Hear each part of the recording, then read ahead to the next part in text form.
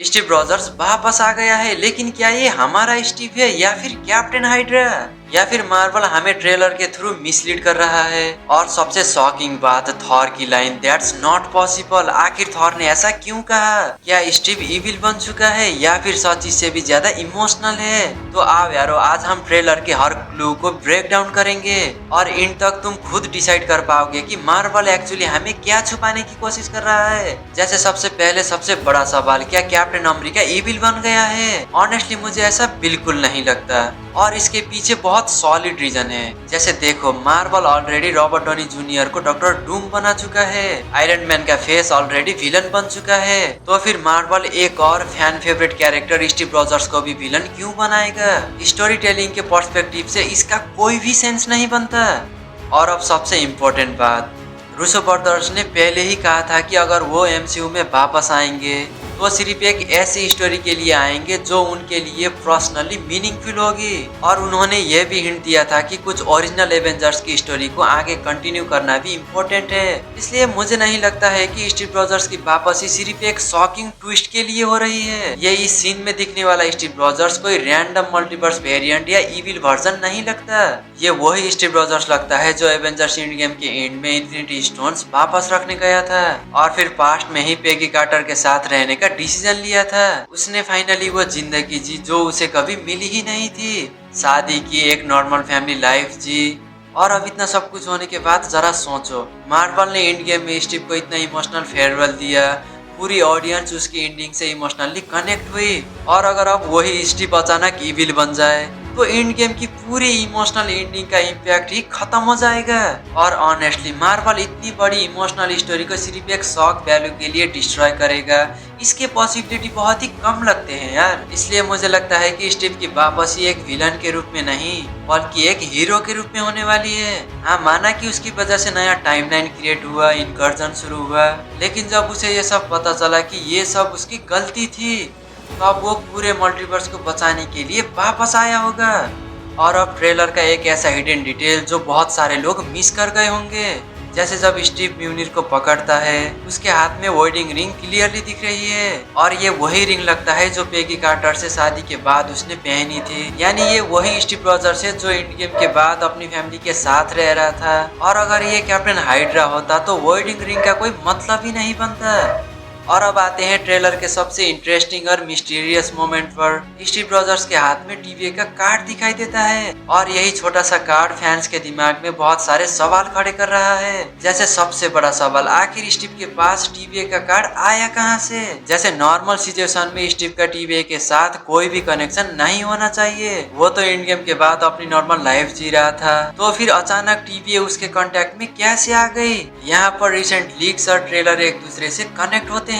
जैसे लीक्स के मुताबिक लोकी खुद स्टीव रॉजर्स से मिलने आता है। याद रखो, लोकी अब पहले वाला गॉड ऑफ मिस्टीफ नहीं रहा। लोकी सीजन 2 के बाद वो मल्टीवर्स का प्रोटेक्टर बन चुका है, इसलिए उसे सबसे पहले पता चलता है कि डॉक्टर डूम पूरे मल्टीवर्स के लिए सबसे बड़ा खतरा बनने वाला है। इसी वजह से लोकी स्टीव को एक टीवीए कार्ड देता है। ये कार्ड एक इमरजेंसी कॉन्टैक्ट की तरह काम करता है, और अगर सिचुएशन कंट्रोल से बाहर हो जाए या मल्टीवर्स को एवेंजर्स की जरूरत पड़े तो स्टीव इस कार्ड की मदद से टीवीए या लोकी तक पहुंच सकता है। हाँ, माना कि ट्रेलर में हम पूरा सीन नहीं देख पाए, लेकिन मूवी में पता चलेगा कि लोकी ही वो कैरेक्टर था जो स्टीव को वार्निंग देने आया था। और अब बात करते हैं ट्रेलर के सबसे इमोशनल और मिस्टीरियस डायलॉग की। जैसे जब थॉर स्टीव को देखता है तो वो कहता है इट्स नॉट पॉसिबल, और बस इस एक लाइन ने फैंस को सोचने पर मजबूर कर दिया। जैसे अब पहला रिएक्शन ये आता है कि शायद थॉर स्टीव को देखकर शॉक हुआ है, लेकिन अगर लॉजिकली सोचे तो ये बात पूरी तरह से फिट नहीं बैठती। पर क्यों? क्योंकि स्टीव रॉजर्स मरा नहीं था। एवेंजर्स एंड गेम के एंड में वो अपनी मर्जी से पास्ट में रह गया था, यानी थॉर को पता था कि स्टीव कहीं ना कहीं अभी भी जिंदा है। इसलिए सिर्फ स्टीव को देखकर इतना बड़ा रिएक्शन देना थोड़ा अजीब लगता है यार। तो फिर थॉर आखिर किस बात पर इतना ज्यादा शॉक हुआ है? मुझे ऐसा लगता है कि स्टीव सिर्फ वापस नहीं आया, वो एक बहुत बड़ी खबर लेकर आया है, और वो खबर है लोकी जिंदा है। और अब सोचो थॉर की सिचुएशन, उसने अपने भाई लोकी को अपनी आंखों के सामने थैनोस के हाथों मरते हुए देखा था। उसके बाद उसने कभी नहीं सोचा होगा कि लोकी से दोबारा मुलाकात होगी। लेकिन अगर स्टीव उसे बताए कि लोकी ने मुझे कांटेक्ट किया था, उसने मुझे टीवीए काट दिया है, मल्टीवर्स डेंजर में है और लोकी ने हमें बुलाया है।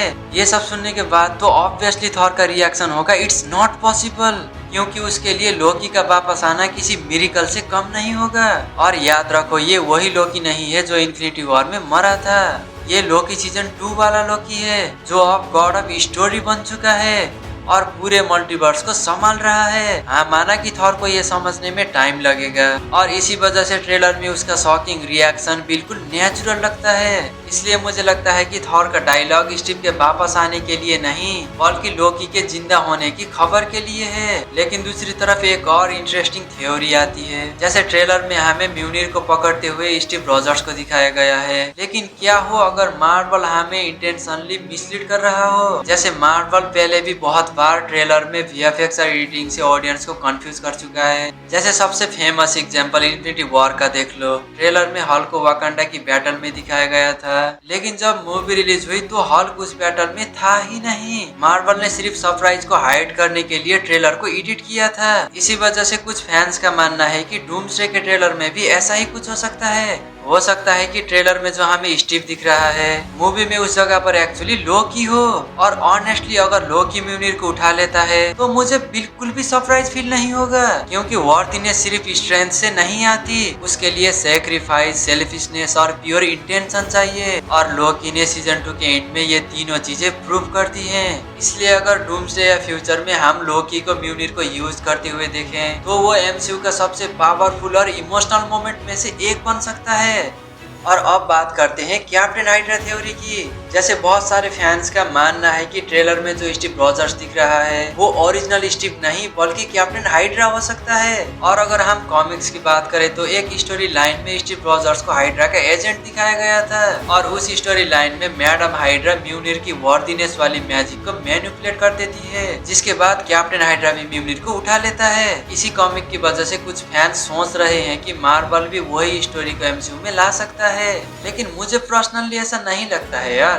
रीजन बहुत सिंपल है यार। जैसे देखो एवेंजर्स डूम से पहले ही एमसीयू की सबसे बड़ी फिल्म में से एक होने वाली है। इस मूवी में डॉक्टर डूम की ओरिजिन और उसका प्लान दिखाना है, फैंटास्टिक फोर की स्टोरी को कंटिन्यू करना है, एक्समैन को प्रॉपर्ली इंट्रोड्यूस करना है, थॉर और लोकी का इमोशनल रीयूनियन भी हो सकता है, टीवी और मल्टीवर्स का एंगल भी एक्सप्लेन करना है और साथ ही एवेंजर्स को दोबारा एक टीम के रूप में दिखाना है। इतनी सारी इंपॉर्टेंट स्टोरी लाइन के बीच कैप्टन हाइड्रा जैसे एक अलग कॉमिक स्टोरी लाइन को ऐड करना बहुत ही मुश्किल लगता है यार। हाँ, अगर मार्वल ये सब प्लॉट भी डाल दे तो मूवी और भी ज्यादा कॉम्प्लिकेटेड हो सकता है यार। इसलिए ज्यादा चांसेस यही है कि मार्वल इस फिल्म का फोकस सिर्फ डॉक्टर डूम और मल्टीवर्स क्राइसिस पर रखेगी। हाँ, अगर फ्यूचर में एवेंजर सीक्रेट वॉर्स में डिफरेंट मल्टीवर्स वेरिएंट्स दिखाए जाएं तो कैप्टन हाइड्रा का कैमियो पॉसिबल हो सकता है यार, क्योंकि जाहिर सी बात है कि सीक्रेट वॉर्स का कॉन्सेप्ट ही वेरिएंट्स और अल्टरनेट रियलिटीज पर बेस है। लेकिन कुछ भी कहो, डूम्सडे में कैप्टन हाइड्रा की एंट्री होने के चांसेस फिलहाल के लिए बहुत ही ज्यादा कम लगते हैं यार। इसलिए मुझे ऐसा लगता है कि ट्रेलर वाला स्टीव रॉजर्स हमारा स्टीव ही है, ना कि कैप्टन हाइड्रा।